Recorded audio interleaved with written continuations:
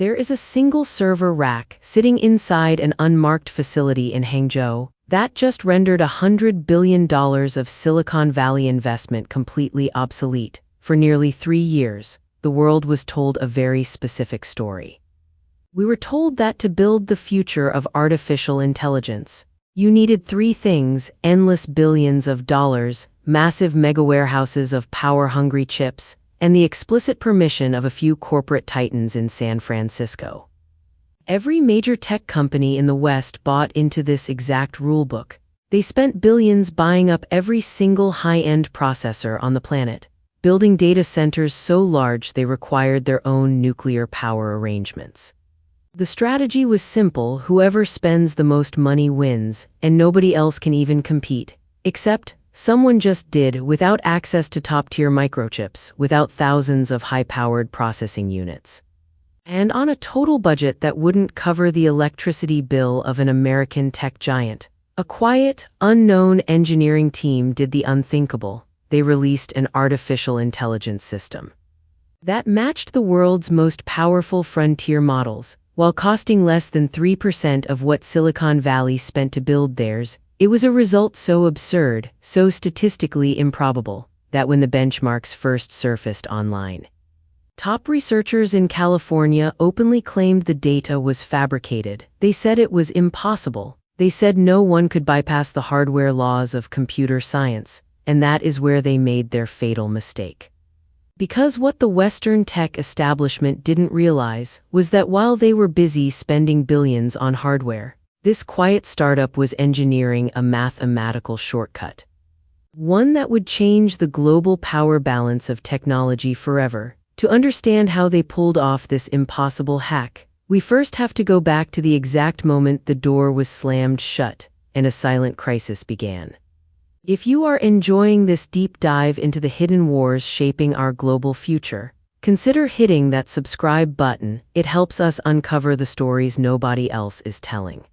It started with a series of sweeping government trade restrictions, designed with one clear objective: total technological blockade. Washington imposed strict export controls, cutting off Chinese firms from acquiring the ultra-advanced silicon chips required to train next-generation artificial intelligence. The calculation was absolute: if you cut off the supply of elite hardware, you freeze the rival's capability in place, ensuring a permanent American monopoly over digital intelligence. On paper, the strategy worked instantly. Orders for cutting-edge processors were canceled at the border. Foreign cloud computing contracts were severed overnight. Server rooms across Eastern Asia were left with limited, aging, lower-tier hardware to the rest of the world. The race was over. Silicon Valley declared victory, assuming their competitors were locked behind an insurmountable hardware wall for at least a decade. But here's what almost nobody realized. When you strip a brilliant team of engineers of their resources, you don't stop them from thinking, you force them to change the game entirely. Inside the startup's headquarters, the leadership made an unexpected, almost desperate decision. They realized that competing in a brute force hardware war was guaranteed suicide. If you cannot buy more computing power, you cannot simply copy the Western playbook. You have to reject the playbook completely. The engineering team looked at the fundamental architecture of modern artificial intelligence and noticed a massive, dirty secret that Silicon Valley had ignored for years. Western models were wildly, shockingly inefficient. Because San Francisco had unlimited capital, their engineers never bothered to optimize how neural networks held memory, how chips communicated with each other, or how mathematical equations were processed. They just threw more chips at the problem. They solved engineering flaws with pure money. The Chinese startup realized this was their only opening. They didn't need faster hardware.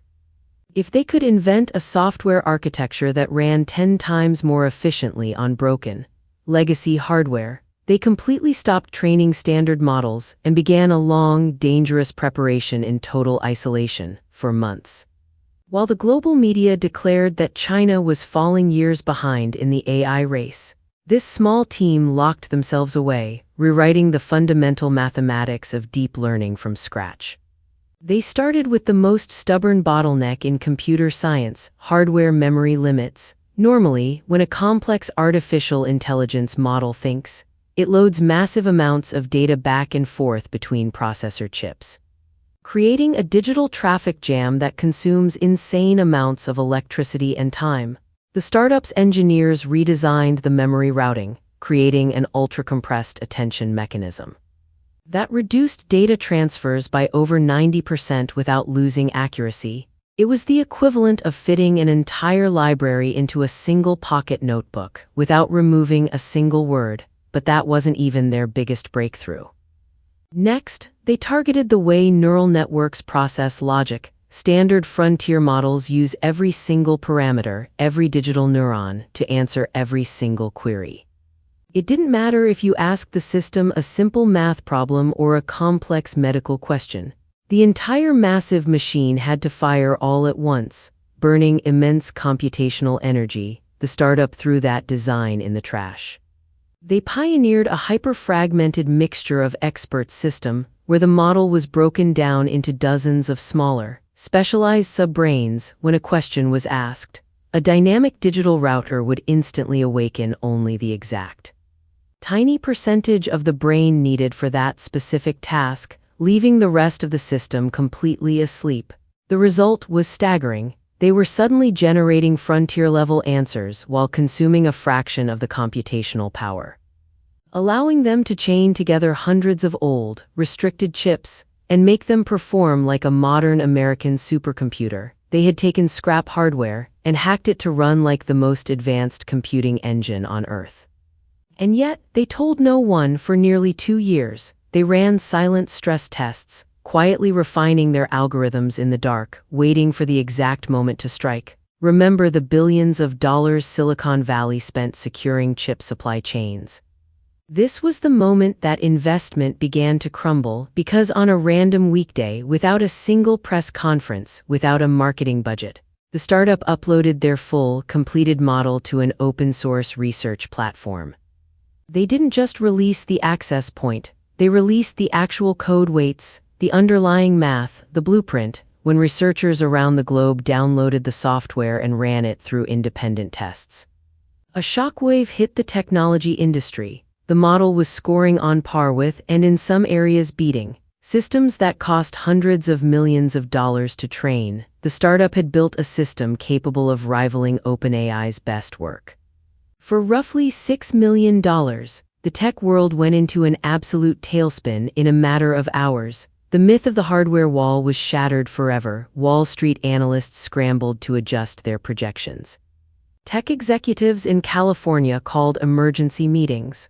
The realization was immediate and terrifying: if a frontier model can be built for $6 million on legacy chips, then the entire economic valuation of the American tech ecosystem is built on a massive lie. But the true crisis wasn't economic, it was geopolitical. By releasing their compressed software to the public for free, the startup triggered a global shift that trade regulators never saw coming. Small businesses, foreign governments, and independent developers across South America, Africa, and Southeast Asia, who were previously priced out of Western technology, suddenly downloaded this free, hyper-efficient Chinese model. Overnight, thousands of enterprise products, sovereign infrastructure projects, and regional tech platforms began building their entire digital futures on top of code developed in Hangzhou. The sanctions, designed to isolate Chinese technology, had unintentionally forced the creation of a system so cheap,